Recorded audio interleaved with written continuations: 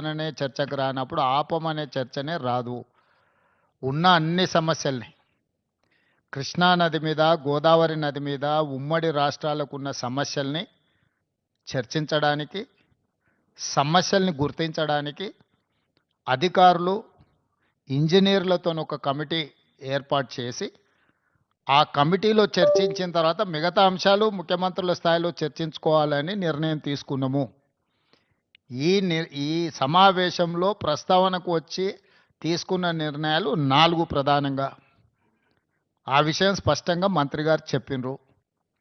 So ఈ ఆఫీసర్ల committee వచ్చిన తర్వాత నీటి కేటాయింపులకు సంబంధించి కానీ, కొత్తగా ప్రాజెక్టులు నిర్మించుకోవాల్సినవి కానీ, పాత ప్రాజెక్టుల యొక్క అనుమతులు కానీ, వాళ్ళు ఆల్రెడీ కడుతున్న ప్రాజెక్టుల మీద అభ్యంతరాలు కానీ, వాటన్నిటిని కూడా 30 రోజుల్లో మన తరఫున ఉండే అధికారులు, అదేవిధంగా ఇంజనీర్ల కమిటీ ఇష్యూస్ని అన్నిటిని కూడా గుర్తించి వాటన్నిటిని కూడా చర్చకు తీసుకొస్తుంది. Yes, definitely. లేదు, ఇది అపెక్స్ కౌన్సిల్ మీటింగ్ కాదు. It is just informal meeting organised by government of India, Jal Shakti, to break through certain issues.